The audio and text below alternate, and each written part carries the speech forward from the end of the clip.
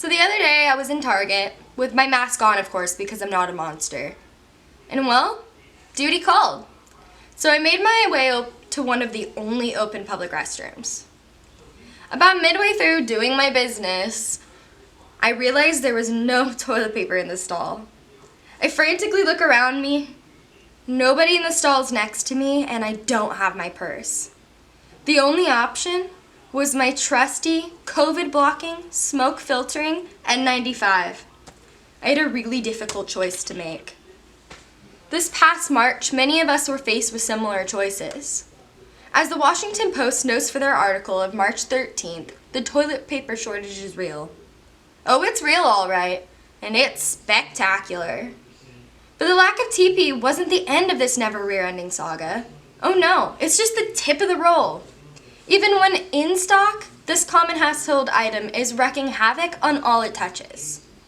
So today, we will unravel some of the problems, fold into some of the causes, before finally digging out some solutions to the sad epidemic of toilet paper.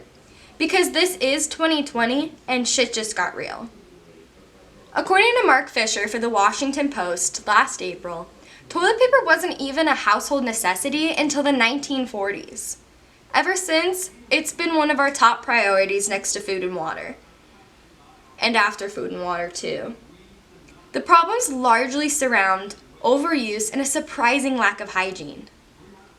Ellen Wolfhurst for Reuters reported in 2019 that Americans use more toilet paper than any other country, single-handedly ruining native environments and contributing greatly to global warming by promoting more forest cutting. The National Resource Defense Council seconds this, noting in 2019 that 4% of the global population uses 20% of the TP worldwide. I thought we were only topping the charts on things like obesity and prison population, but I guess we're number one for number two as well. Now this overuse has only gotten worse since the stay-at-home orders began. While all of us are stuck at home all day, we're using way more toilet paper than we normally would.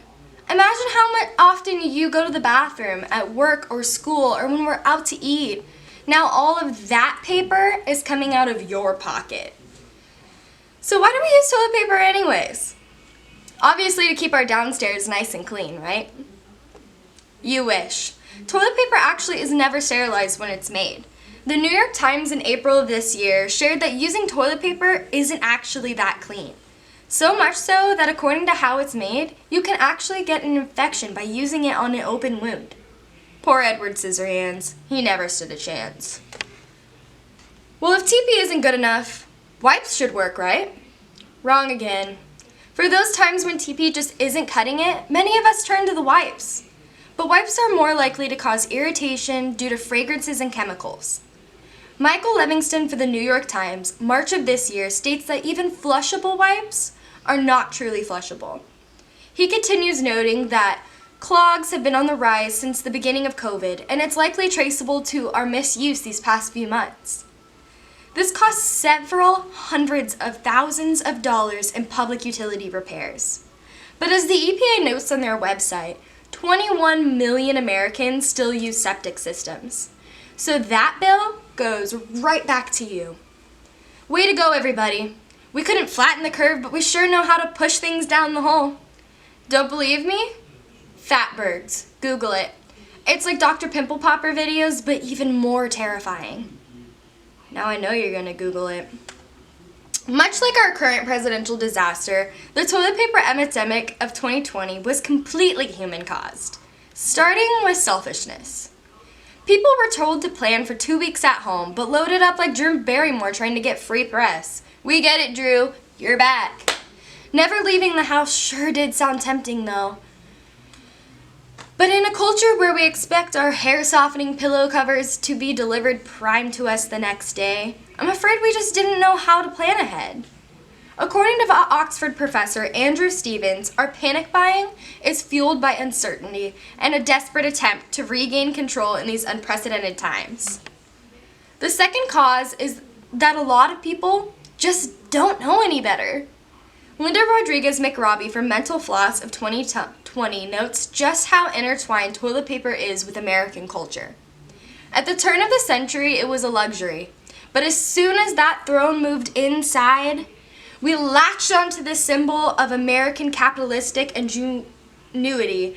Soon marketing schemes like Charmin bears were swept into our homes, demanding more ply, more softness, more rolls. The industry's worth upwards of $6 billion a year. And with most people using the average 57 squares a day, that's a really hard habit to break. Now that the shelves are bare and we're looking down a long, dark tunnel into the COVID winter, we think we're all out of viable options. But I just might have one more up my sleeve. And no, it's not little pieces of tissue like old ladies jam up there.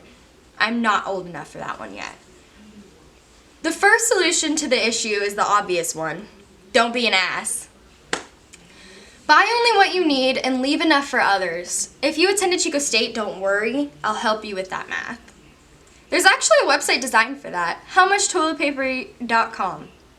You could calculate how many rolls you need by the length of time and frequency of users in your home. Never skip a Taco Tuesday again. Just plan ahead. The second solution's even better. The golden throne, the horseless carriage, the southern shower, that's right, folks. It's the bidet. It's time we Americans saddle up and ride the wave like the rest of the world. According to Lisa Kahn for The Spruce, January of this year, bidet installation has been mandatory in Italy since the 1970s. In most other countries, the bidet is a staple in all public and home restrooms. It lowers paper waste, doesn't contribute to sewage clogs, is more hygienic, especially to women with delicate bacterial balances, like pH stuff. Because we need to stop being so basic. I can't wink. While the fancier washlets typical in Japan can cost several hundreds of dollars, you can get a bidet attachment for your existing toilet from anywhere between 20 and 40 bucks. This is a very easy and practical price for something that is smart and enjoyable. But that's a small scale change. If you really want to help clean house, we need a social change. As society slowly creeps back into the group workplaces, schools, and shopping malls, we should make it a point to have a more cost-effective, environmentally friendly option. Start by asking your college facilities if they've ever considered installing bidet features. I'm sure they wouldn't mind one less clogged toilet every now and then. Because seriously, ladies, what are we doing in there? Why is one always clogged? Use the hashtag BidYouGoodDay. That's BidYouGoodet to call attention to the unsanitary and overused toilet paper places when you see them. So now that we've journeyed through the problems, causes, and solutions to the toilet paper epidemic, I hope you're better equipped to handle your business. You don't want to be like me, scampering out of Target with a mask covered in, well, like much of this year, I'm pretending it never happened. So as we look forward into the future, we know the next shitstorm is right around the corner. Let's not panic too much. Let's only buy what we need. And with that, I bid you good day.